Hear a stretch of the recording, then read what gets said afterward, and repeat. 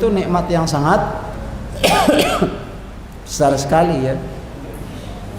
Tapi kalau kita tidak punya sesuatu yang mahal, itu tidak mati Pak ya. Kita tidak punya mobil mati tidak mati. Tapi kalau tidak minum mati. Berarti minum dengan mobil mana lebih berharga? Ya. Tapi kita sering lupa ya. Kadang sudah punya mobil pun kalau mobil yang jelek atau mobil yang kurang bagus juga merasa itu belum mendapat nikmat ya. Sehingga dia pengen yang lebih. Kalau punya Alphard nah, baru ya kan, baru merasa wah nikmat. Padahal kita juga punya Alphard Pak ya, Al-Fatihah. Jamaah yang dirahmati Allah, kemudian sholawat dan salam semoga tercurah kepada junjungan kita Nabi Muhammad Sallallahu Alaihi Wasallam, juga kepada para sahabat-sahabatnya, kepada ahli baitnya, dan kepada para penerus perjuangannya yang istiqomah sampai akhir zaman. Jamaah yang dirahmati Allah, pada pertemuan yang lalu kita membahas adab-adab sabar ketika terkena musibah. Kemarin sudah kita bahas, yang pertama adab adalah istirja. Istirja itu mengembalikan kepada Allah. Artinya kita merasa legowo, merasa ringan melepas apa yang Allah ambil kembali. Apa yang Allah ambil kembali kita ringan. Kenapa? Karena hakikatnya kita semuanya adalah milik Allah. Jamaah yang dirahmati Allah, kemudian yang berikutnya adab di dalam bersabar ketika terkena musibah adalah tidak menampakkan ya, tidak menampakkan musibah itu, tidak menampakkan pengaruh dari atau dampak dari musibah. Ya tentunya musibah itu ada yang tidak bisa disembunyikan, ada yang bisa disembunyikan ya. Kalau yang tidak bisa disembunyikan ya yang kelihatan orang ya.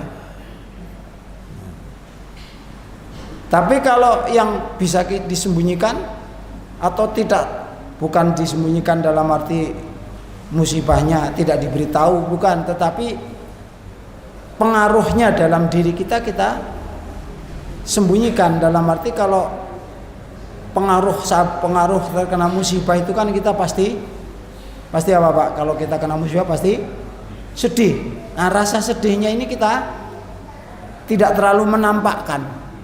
Tidak terlalu menampakkan ya. Bukan malah rasa sedihnya dinampak-nampakkan, bahkan ditambah ya. Ditambah-tambah. Sudah sedihnya sendiri, orang lain datang juga ikut merasa sedih, ikut bela sungkawa.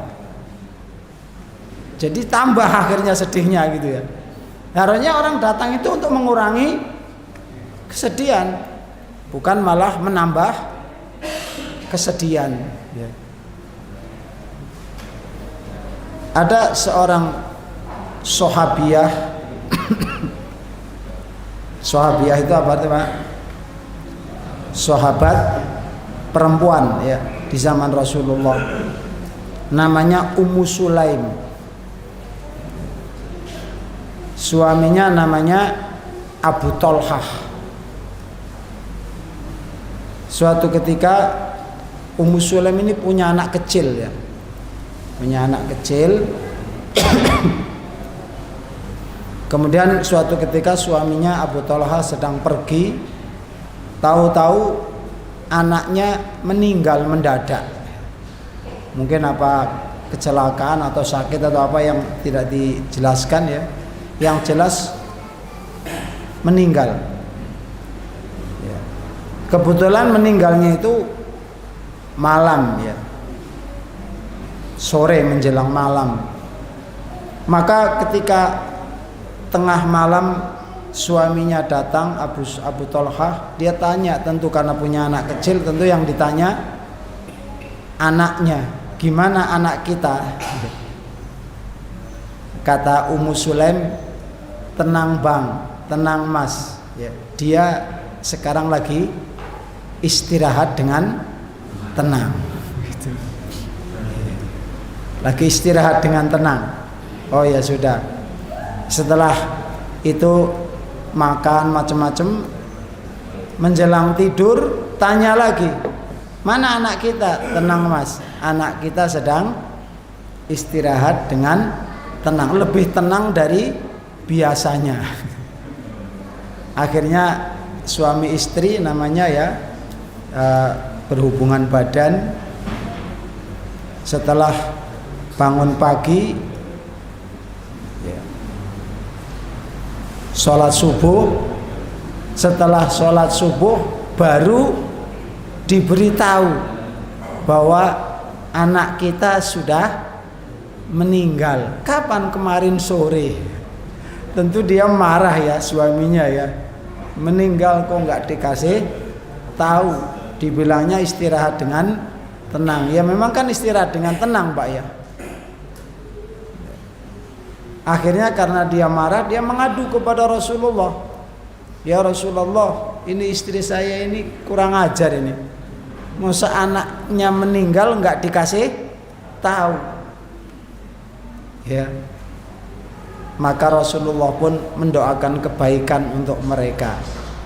Dan Rasulullah mengatakan, kalian tadi malam berhubungan badan? Iya ya Rasulullah. Mudah-mudahan dari hubungan badan kalian itu nanti menjadi anak dan akan menjadi anak yang diberkahi Allah. Ya. Dan ternyata menurut sang perawi ya, setelah Abu Thalhah ini kehilangan anak yang pertama itu, kemudian sesuai dengan yang disabdakan Rasulullah, tidak lama kemudian Ummu Sulaim hamil. Setelah itu melahirkan anak, yang anak ini kelak setelah anak ini dewasa, dia punya anak 9, semuanya hafidz Quran. Punya anak 9, semuanya hafal Quran ya, karena bapaknya dulu didoakan oleh Rasulullah ya, Masya Allah ya. Jadi memang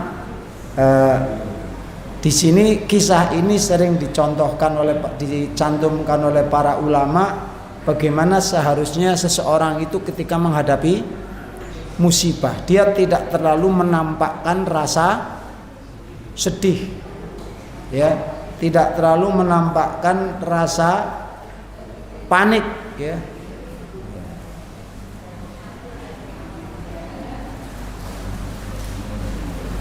Kenapa? Ya karena tadi ya, awalnya memang sudah istirja, sudah mengembalikan semuanya adalah milik Allah ya.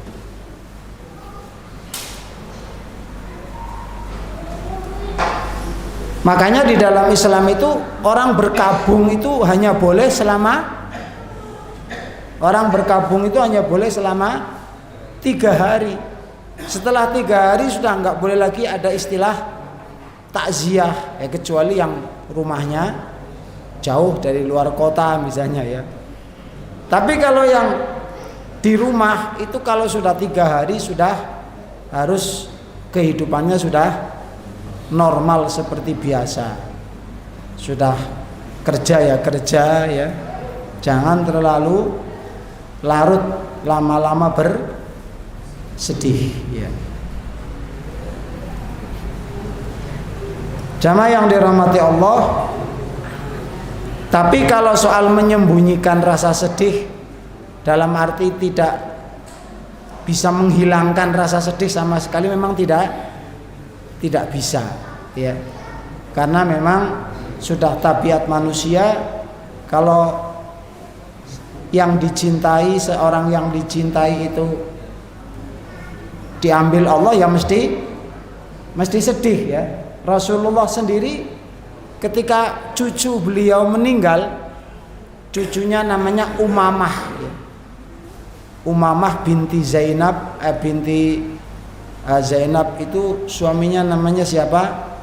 Suami Zainab, anak Rasulullah,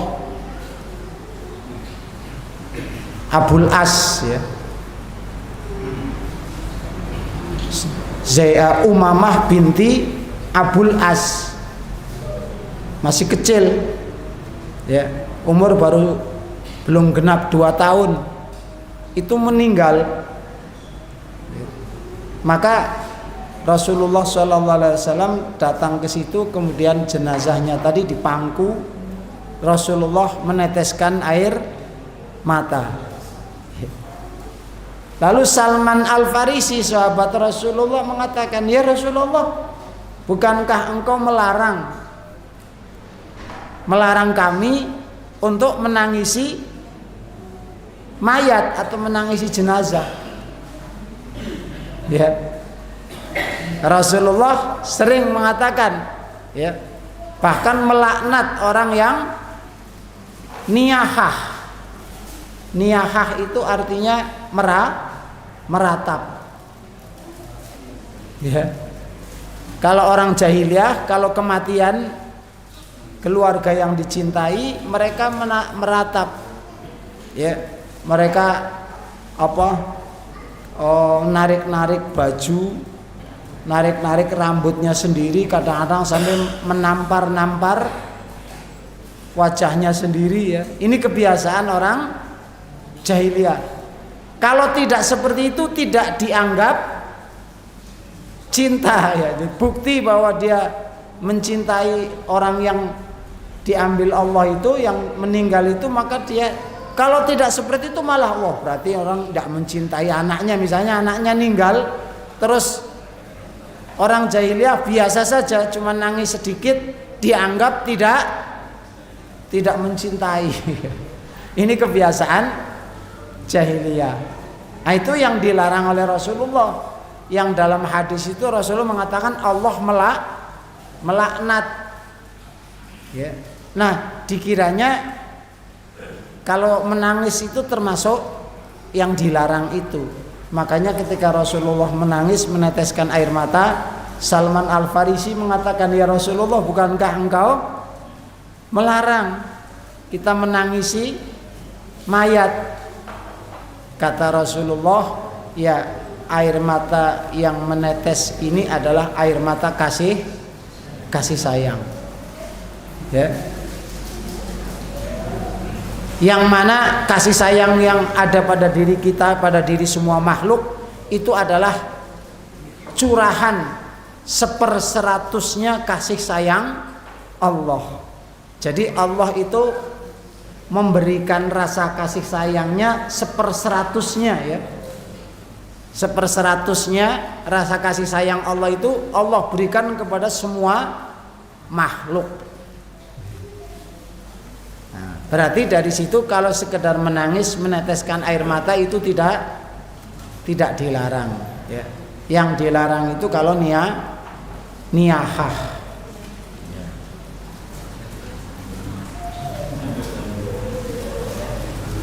Jamaah yang dirahmati Allah, kalau orang yang ditinggal mati, orang yang dicintai, terutama orang tua ya,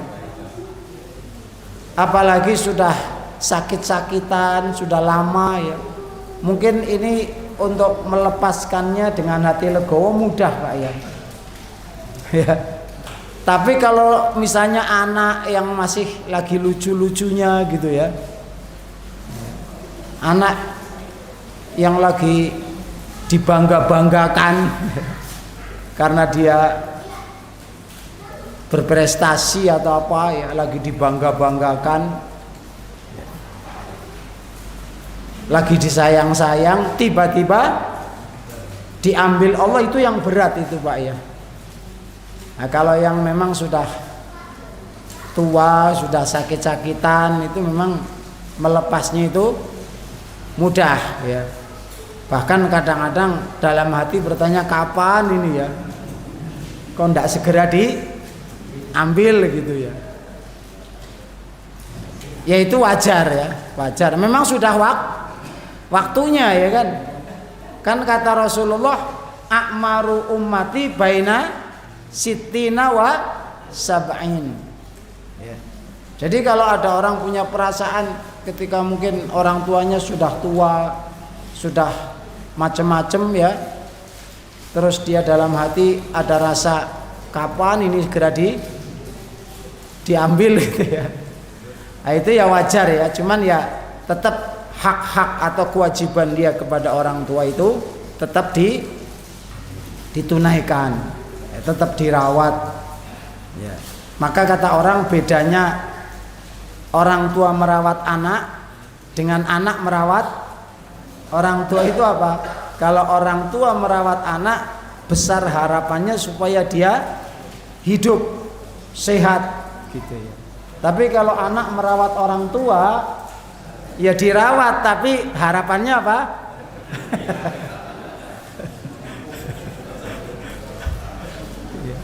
Ya wis, kalau ada seperti itu wajar dong, memang sudah waktunya kan gitu Pak ya. Asal tetap dirawat, tetap diusahakan, tetap kalau perlu dirawat di rumah sakit ya di rumah sakit gitu ya. Nah, jadi yang berat itu kita kehilangan itu kalau orang yang kita cinta itu memang masih katakanlah masih muda ya, masih kita banggakan. Apalagi seorang suami yang dia menjadi tulang punggung keluarga ya.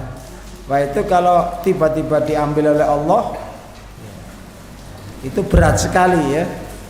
Berat sekali, rasa legowo melepas itu berat sekali. Jamaah yang dirahmati Allah, jadi itu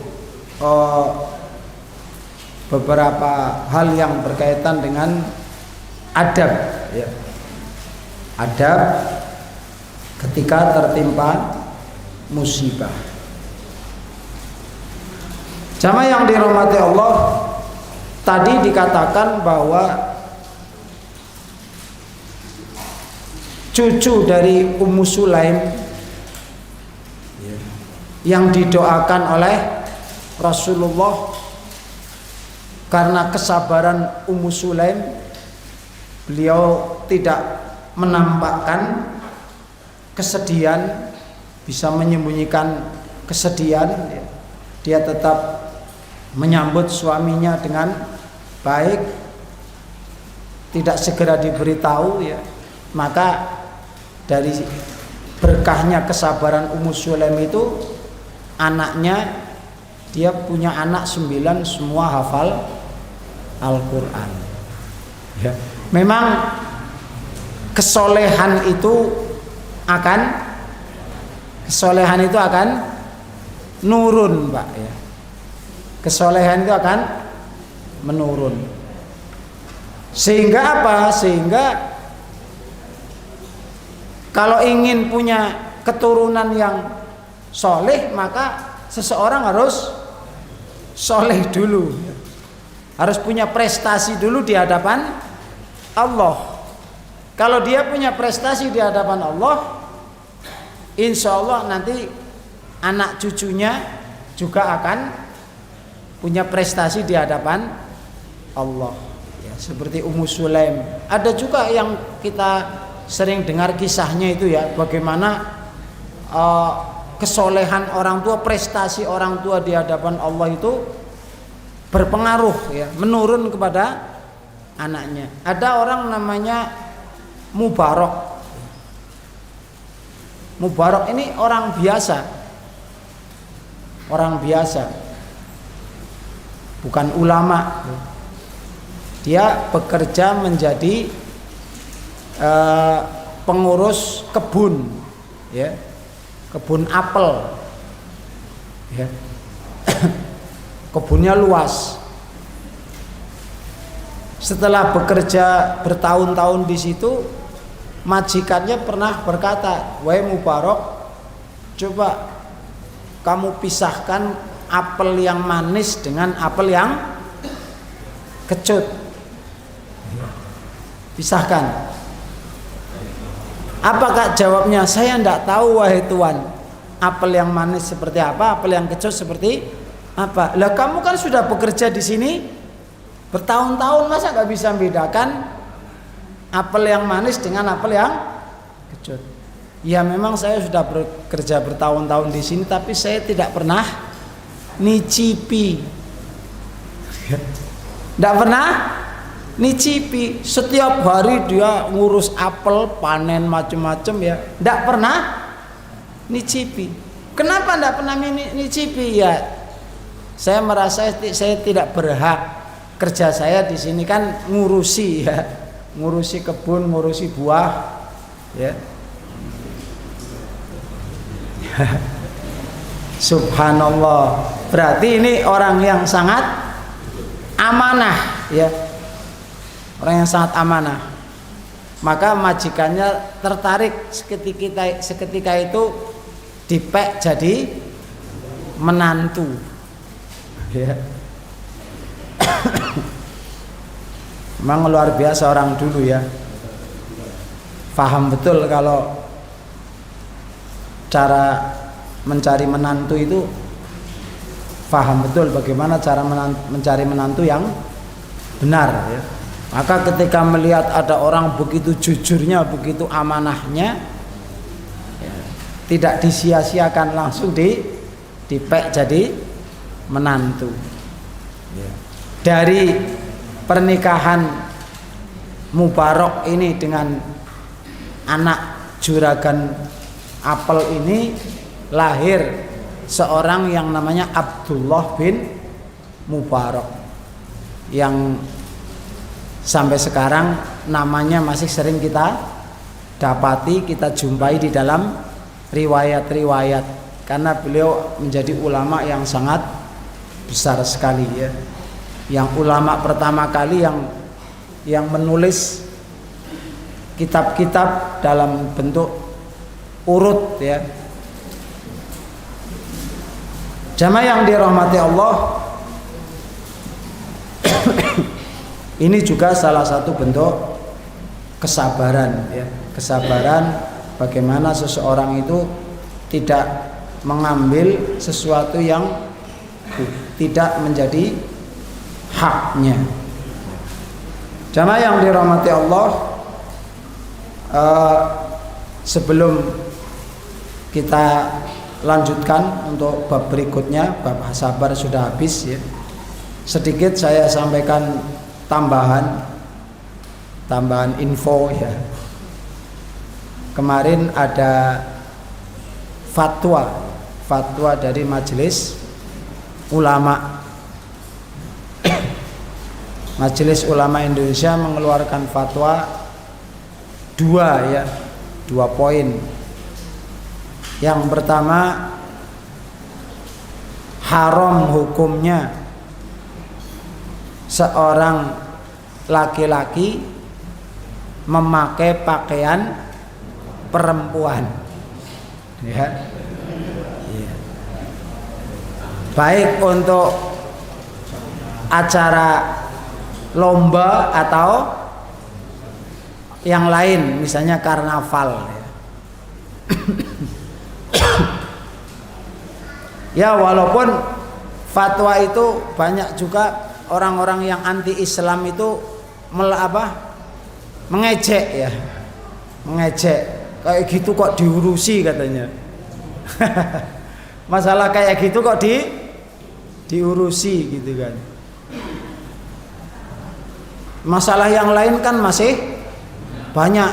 Masalah kayak gitu kok diurusi, tidak mengeluarkan fatwa hukumnya haram, kurang kerjaan macam-macam. Banyak yang menanggapi fatwa itu dengan sinis ya, dengan ejekan-ejekan. Tetapi ala kulli hal ya namanya ulama itu ya memang kewajibannya tugasnya berfatwa ya, mengeluarkan fatwa, nasihat. Apalagi kalau perbuatan itu laki-laki memakai pakaian perempuan, perempuan memakai pakaian laki-laki, itu kalau kita lihat hadisnya itu Rasulullah melaknat.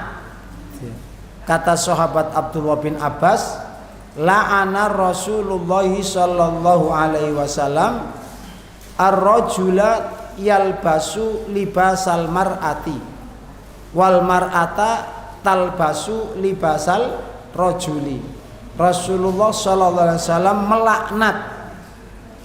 melaknat laki-laki memakai pakaian wanita dan wanita memakai pakaian laki-laki. Ya. Kalau ada larangan di situ disebutkan bahwa perbuatan itu dilaknat, baik dilaknat oleh Allah atau dilaknat oleh Rasulullah, maka para ulama sepakat itu jatuhnya adalah dosa besar. Sebab tidak semua larangan itu hukumnya kalau dilakukan dosa besar. Kadang-kadang ada larangan tapi hanya dosa kecil. Seperti apa misalnya Pak larangan yang dosanya kecil? Ya seperti misalnya larangan yang sehari-hari ya, larangan makan dengan tangan kiri, larangan makan dengan sambil berdiri. Itu kan larangannya jelas, tapi kan para ulama sepakat itu kalaupun dosa, dosanya bukan dosa besar. Tapi ya jangan diremehkan. Ya kan? Karena dosa besar tapi kalau setiap hari ya dosa kecil tapi dilakukan setiap hari ya jadi besar juga ya kan. Apalagi kalau ada rasa meremehkan sunnah, meremehkan larangan Rasulullah, maka jadi besar juga ya. Jadi ada larangan yang dikategorikan oleh para ulama itu oh ini dosa kecil, ada larangan yang dikategorikan itu dosa besar ya. Salah satu larangan yang dikategorikan dosa besar itu larangan yang di situ ancamannya laknat ya. Ada beberapa faktor ya yang itu indikasi atau tanda bahwa itu dosa besar. Misalnya diancam dengan siksa ya. Kemudian juga tadi salah satunya dosa besar itu kalau larangannya itu di situ ada laknat ya.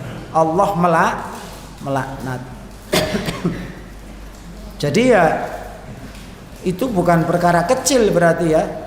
Tidak bisa dikatakan kayak gitu aja kok diurusi gitu ya.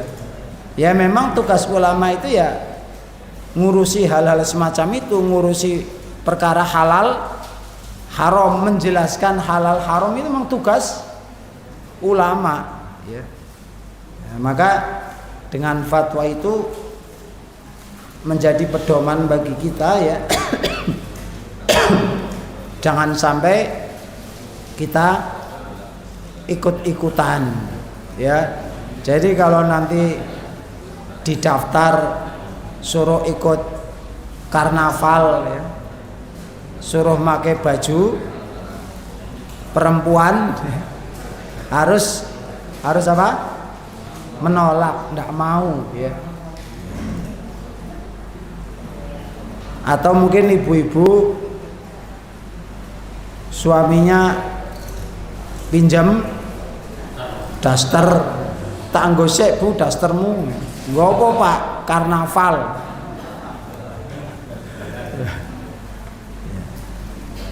Ini haram ya, haram. Apalagi kalau sampai ada rasa meremehkan ya, melecehkan fatwa-fatwa semacam itu.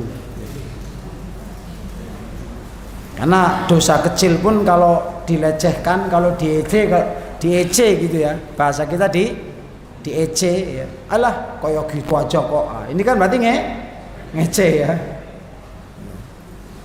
Itu maka walaupun dosa kecil bisa menjadi besar, apalagi memang dosa itu dosa besar ditambah ngece gitu ya. Double dosanya itu. Ya. Nah, sudah dia melakukan dosa besar masih ditambah ngece ya. Meremehkan atau menghina ya, mengejek. Apa kaya ngene dosa. Sithik-sithik dosa gitu ya. Mosok kaya ngene dosa. Nah, ini orang seperti ini berarti melecehkan, meremehkan ya. Kemudian yang kedua, fatwa ulama itu kalau ada lomba, hadiahnya itu diambil dari urunan peserta, maka itu termasuk judi.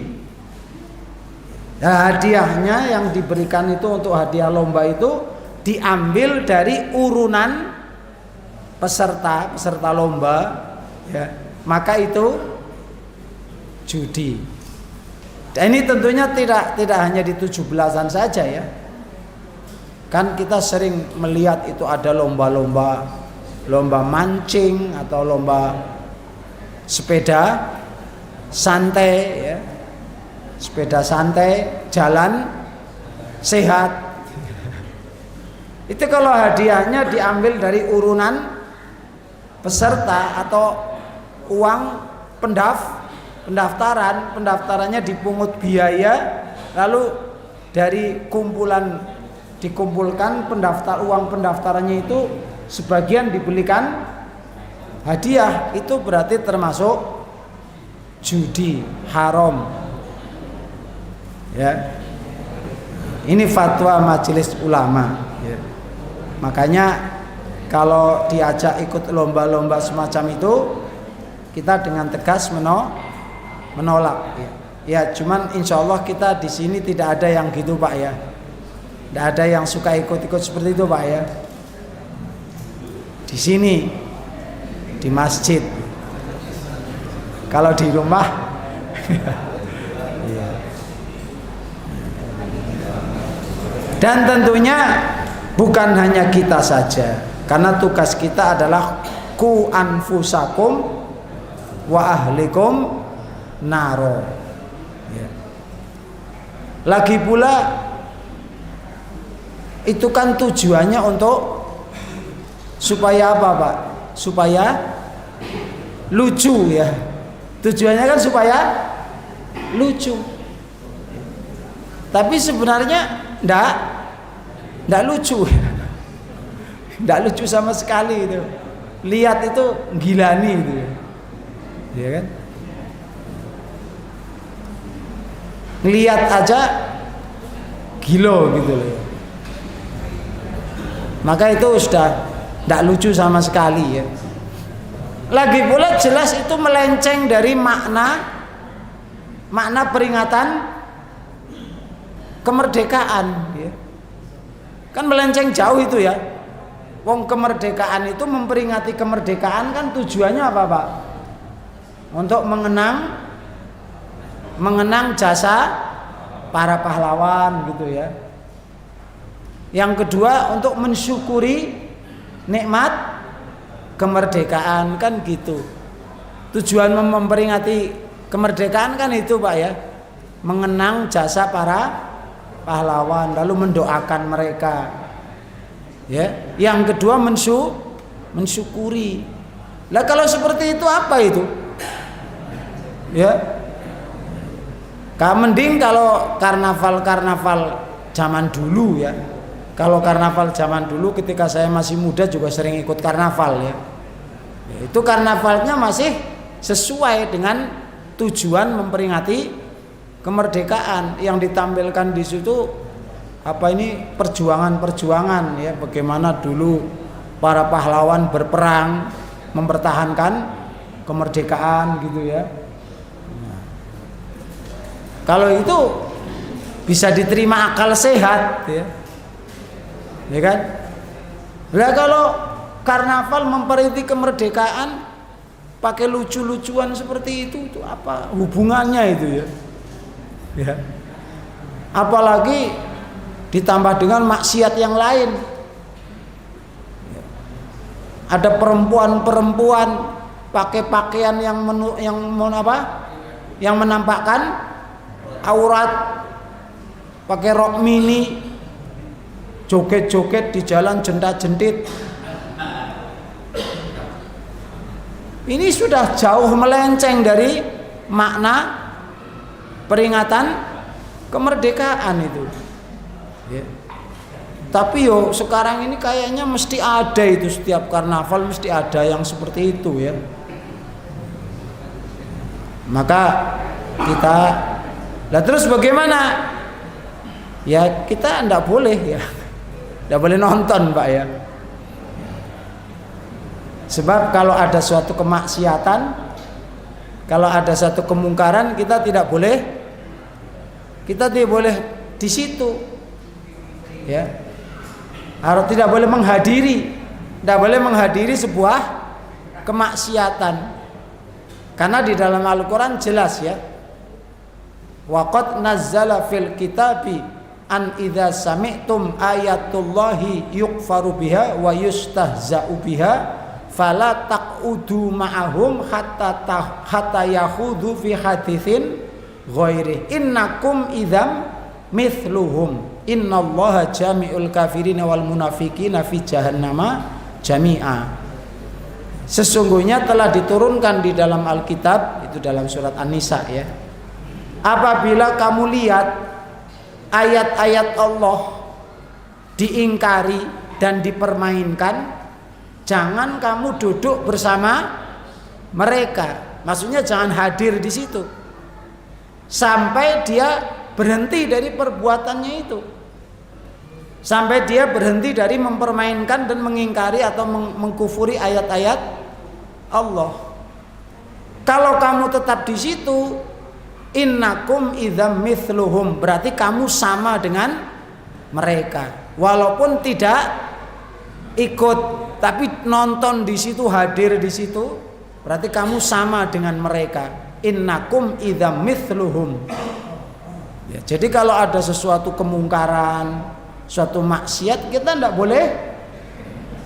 boleh hadir di situ, nonton. Ya. Kadang-kadang kalau diingatkan jawabnya apa? Cuma nonton Pak. Cuma nonton. Pernah saya ceritakan itu. Pas malam hari itu ada teman saya atau tetangga saya di satu RT itu sudah siap-siap ya, sudah mau berangkat. Saya tanya, mau kemana Pak? Mau nonton kebo kirab, kebo Kiai Selamet.